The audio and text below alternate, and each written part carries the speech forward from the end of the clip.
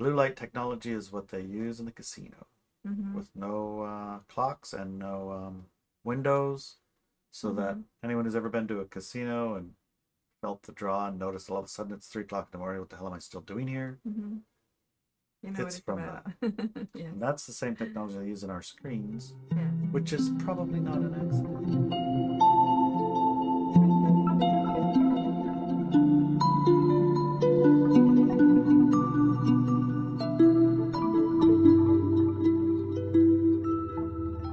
Oh man. Welcome. Welcome Another to episode another episode of Driving to the Red. with your favorite hosts, Larry. and Inelia.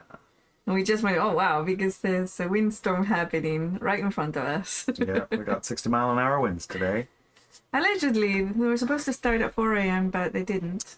It did start to rain though. They did, yeah. Oh, Rained? it was windy, but not. I don't think it was 60 miles an hour. No, At it least not wasn't. where we were. It was cold and wet though. Yeah. One of our baby chickens was a little bit cold this morning. Yeah, we nearly lost her. I brought her into the bathroom, put her under a heat lamp, one of the infrared lights that we usually use. We have a red light, infrared light. Every day. Every day we use it. Sort of counteracts some of the blue light. Anyway, besides all that, the chicken loved it.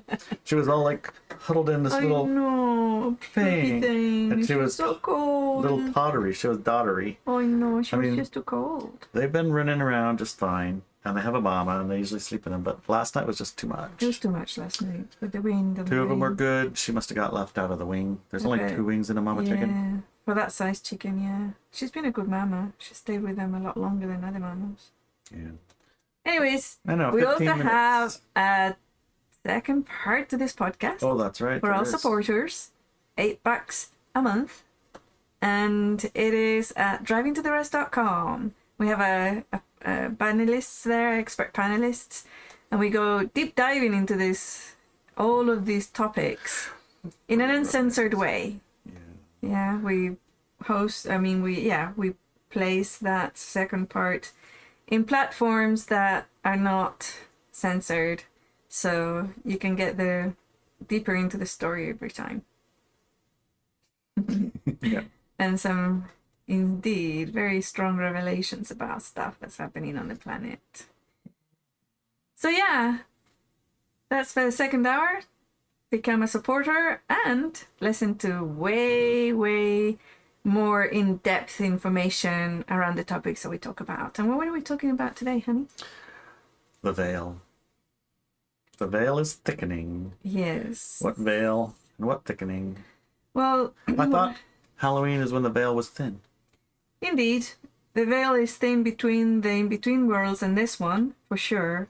But the veil The is veil that I'm thickening. talking about is a different veil to do with like dark and light.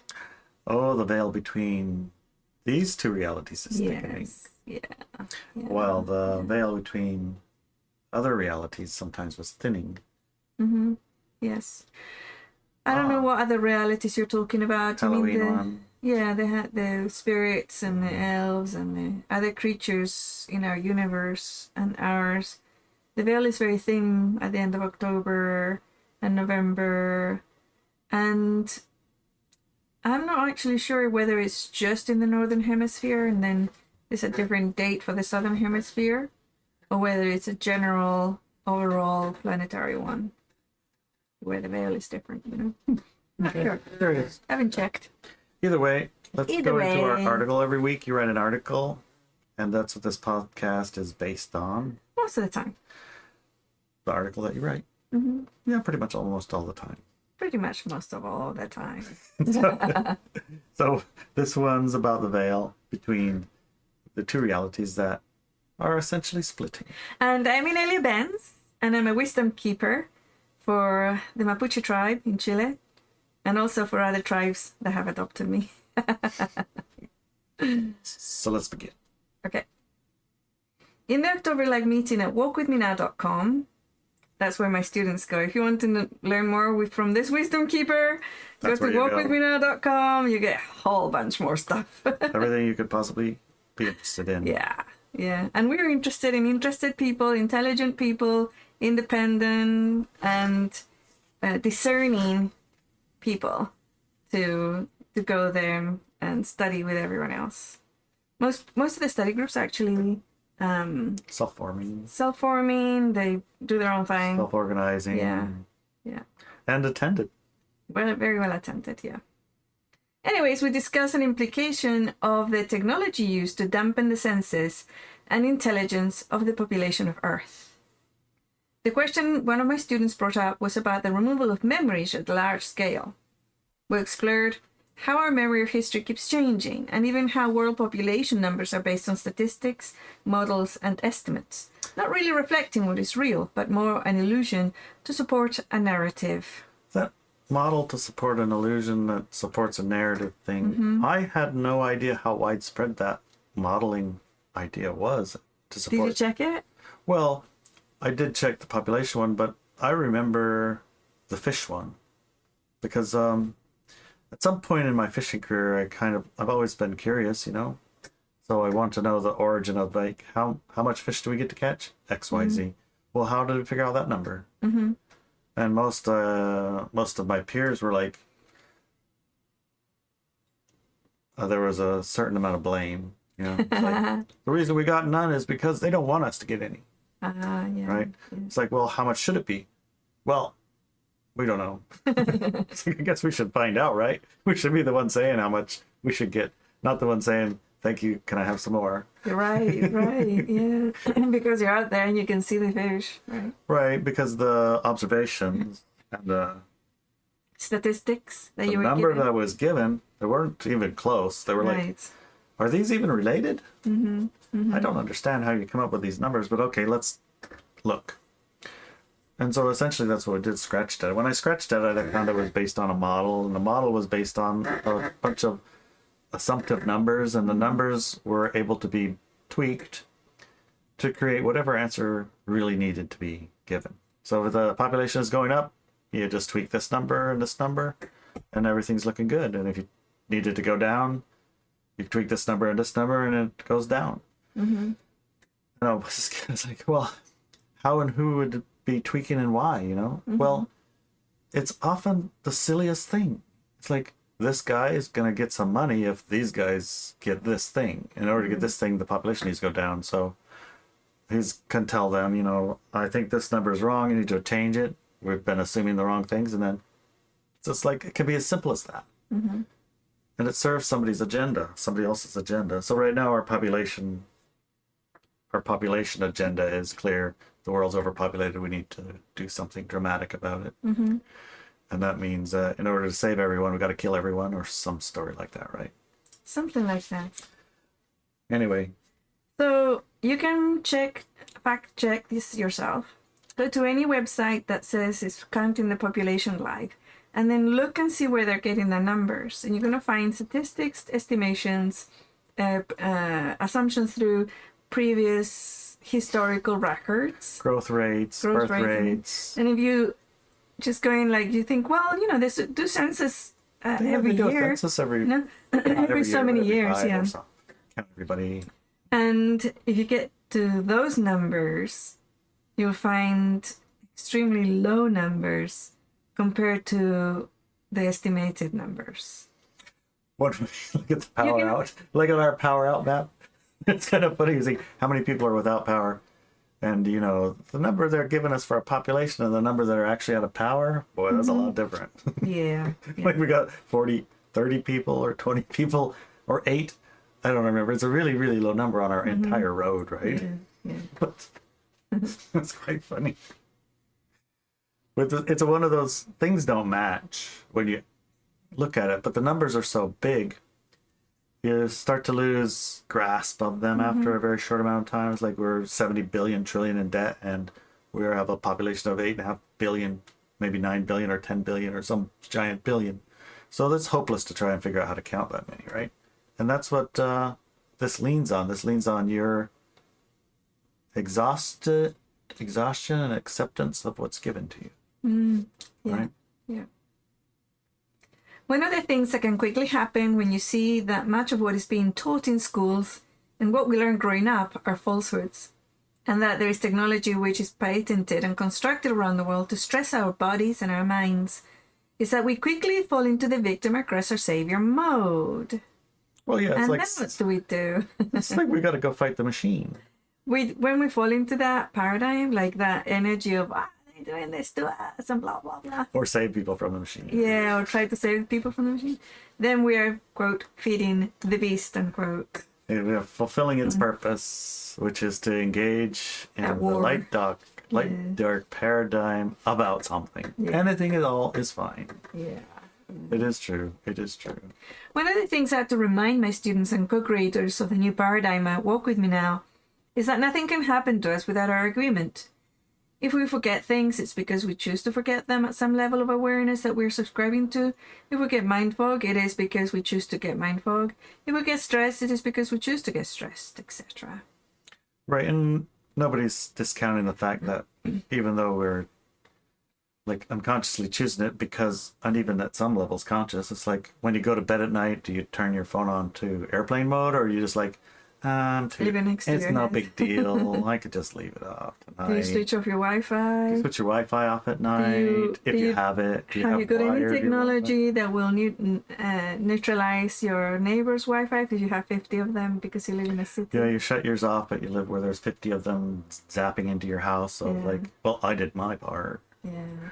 So it's like there's we a whole... kind of like know when we're like slacking. Do you go into town and grab some fast food full of nanobots and chemicals and GMOs just And then because you're hungry? don't flush it, and then don't, right? and then don't. Like, And then get grumpy and horrible and start arguing with your loved ones, you know. sometimes. So it's all a matter of choice, right? Yeah, we. You know these things. You know, know what's it. going on. Sometimes you do it. You like, it's called an indulgence, right? You Yeah. kind of indulge as like, I didn't eat anything, I didn't drink anything. Now I know I'm going to be a bit crabby. And so, who wants to get in a fight? I'm already crabby. Just takes the slightest wrong thing said, or even the right thing heard wrong. There you go. Gotcha. Gotcha. Yeah. The information to bypass all the negative technology, media falsehoods, and mechanizations of darkness is available to us. I mean, it's all over the place. By being diligent in what we buy and use at the store is a good start. No GMO produce, no highly refined sugars or artificial colors or additives, for example. Remember we had the munchies for cereal and we went to go buy some? And Then there's a huge aisle filled from top to bottom with cereals. We went through all of them, like the ones that we fancied and It's like, wanted. that one looks good. I want some Yeah. Raisin Bran or Cheerios or whatever. Whatever it might be.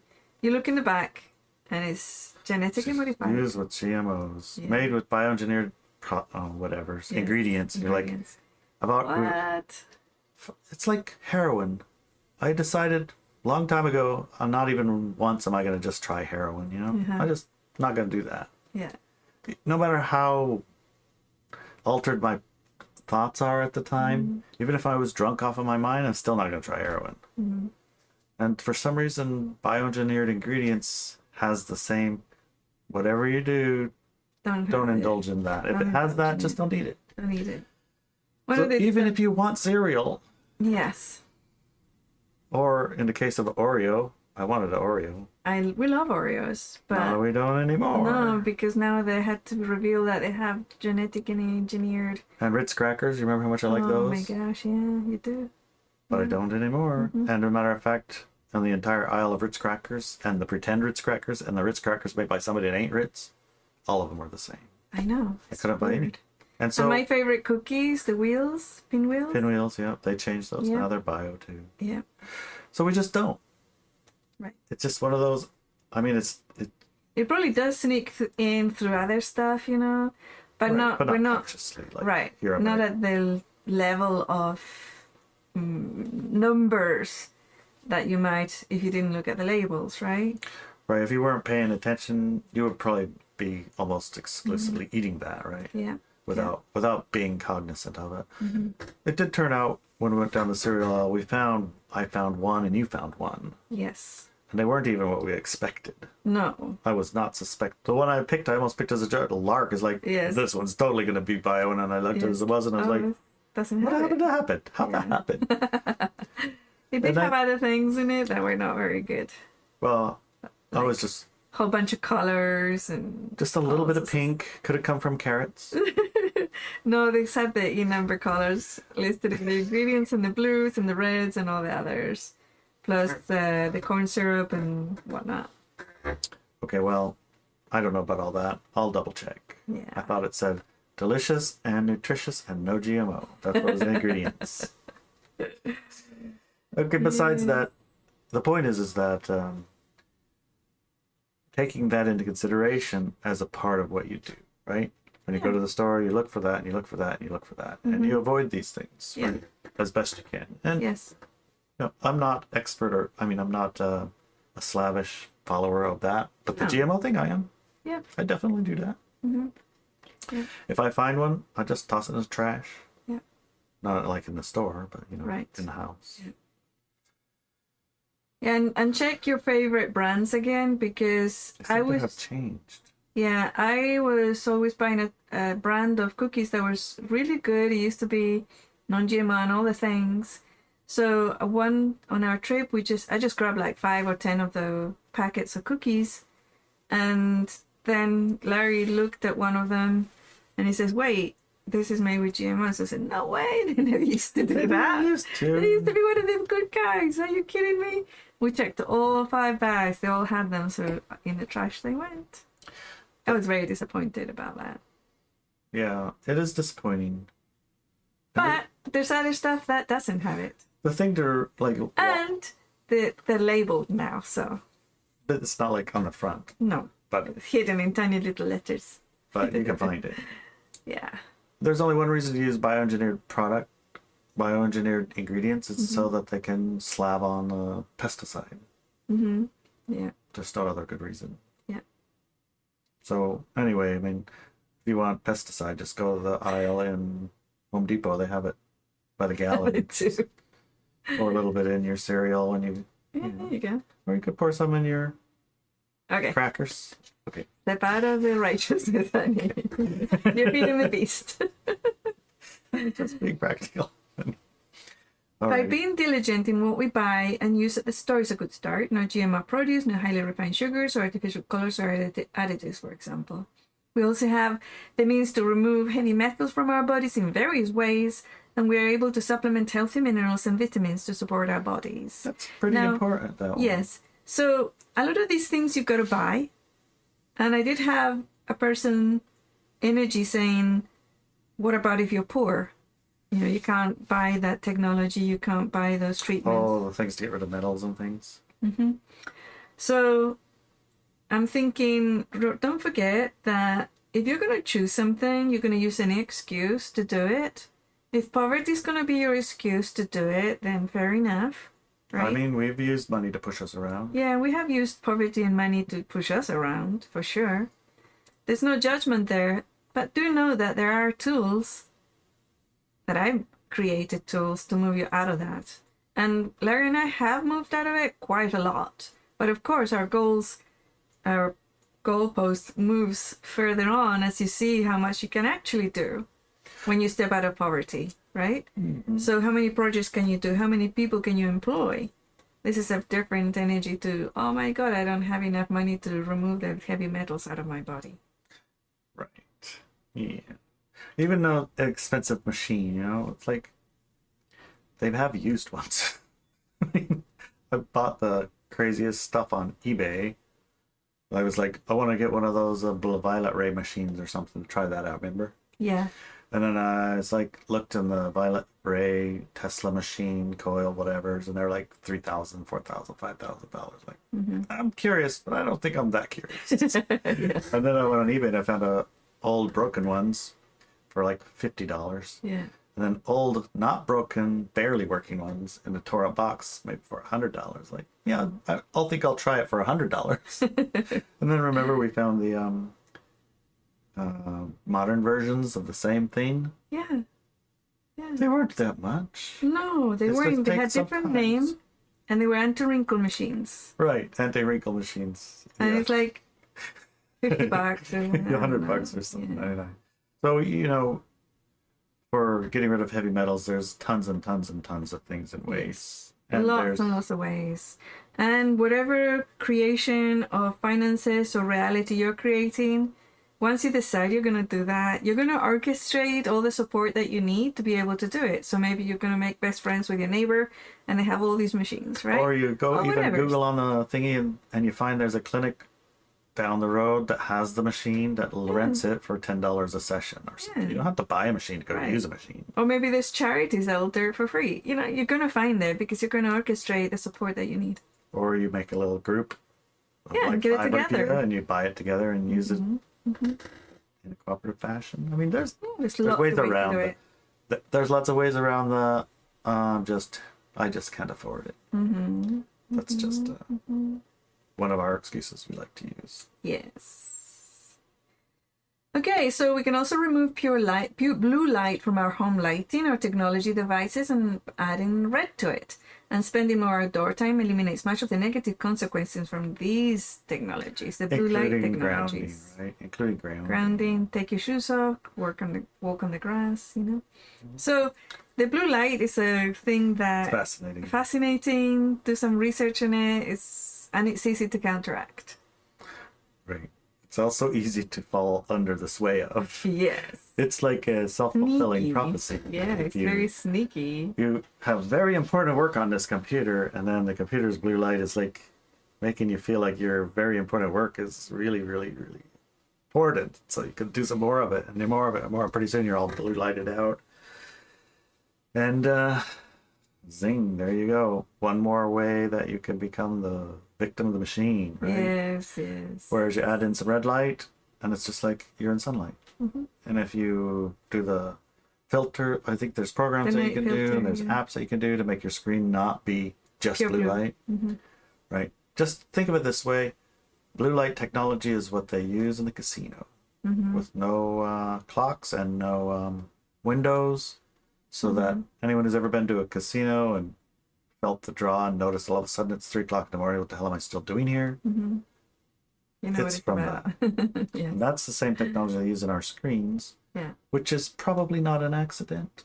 It's not an accident. It's not necessary for it to be that way. But I wonder, somebody that does do casinos, maybe they go to the casino and bring some form of red light or blue light blocker or And something shine with it. them. Yeah, like the glasses. So they have or the glasses, right? The I'm real wearing them glasses right that now. really work good. If you have a video, if you're watching this video, I'm wearing them right now. The blue Try that and light see what happens. filters. See if that gets you out of there before 3. I'd like to hear back. Yeah. Okay, so our water can be filtered to remove chloride and fluoride and other impurities, and we can grow herbs and vegetables in our windowsills. We could do way more than our water than just filter it too. Yeah, we can structure and it, swirl it. add Celtic salt to it. That Celtic salt, a little pinch of that. Yeah. Actually, I heard that was even a cure for Allergies. Allergies. Yeah. If you're having an allergy attack of some kind, You put a little bit under your put a tongue. pinch under your tongue and let it work, Dissolve. dissolve, because the allergy is just your system saying, "Oh no, there's a foreign thing. We got to get rid of it," but Yeah. in an over-responsive way. Yeah. And the salt short circuits the process, and so it stops it. Yeah. But structured water that has a song of birds, and the mountains and the wind and the trees. This is a different kind of water, right? You can even hold the cup of water and pour a whole bunch of your love into it, and it changes the taste. It does. And it changes the whole thing. I mean, it's good for you. And you're mostly water. Yeah. There So, you go. when you put some of that It's not water in you, obligated. it makes you feel a lot better. Yeah, it does.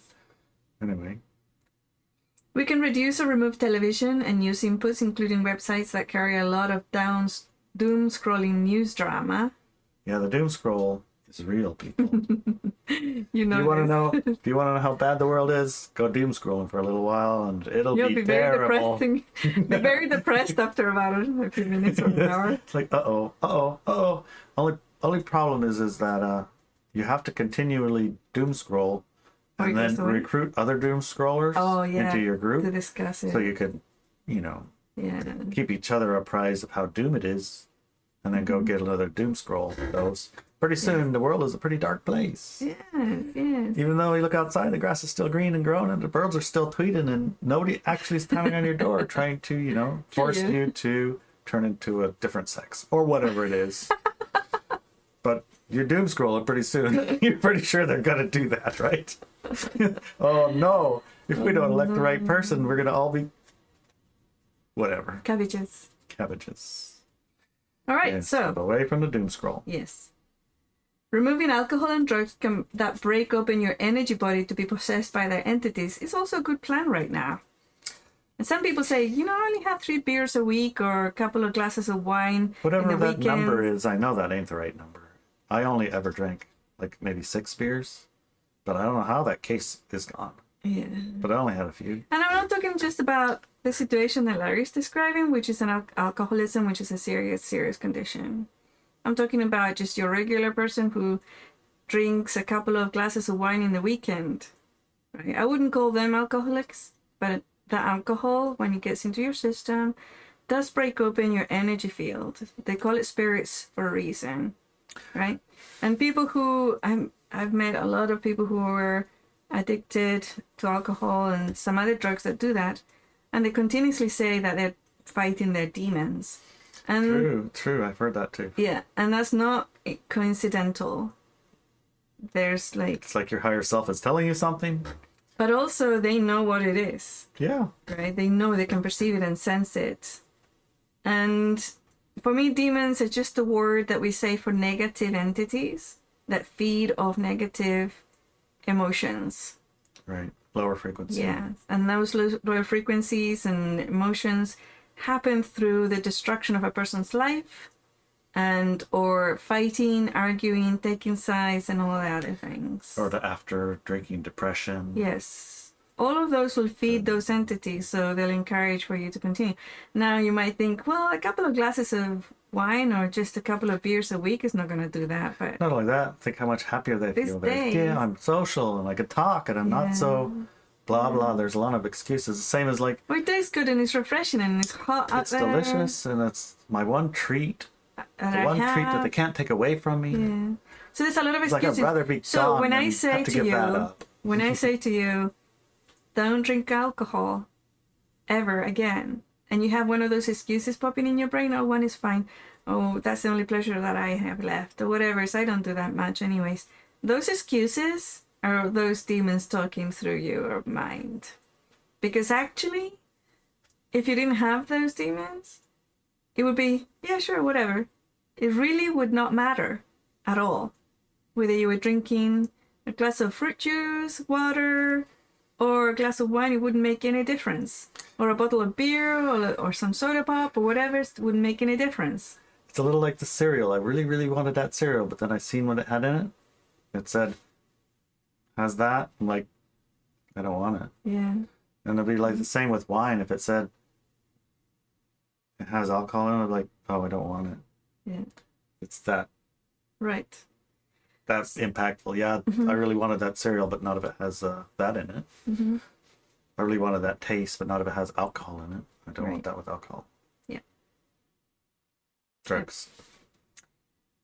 Okay, connecting with our friends and relatives purely in a positive way is also huge. Oh. I thought after you get away with all of the good cereal, all of the good booze, all the good drugs, all the good stuff, it's like you just got to go sit in your hermit cave by yourself. No?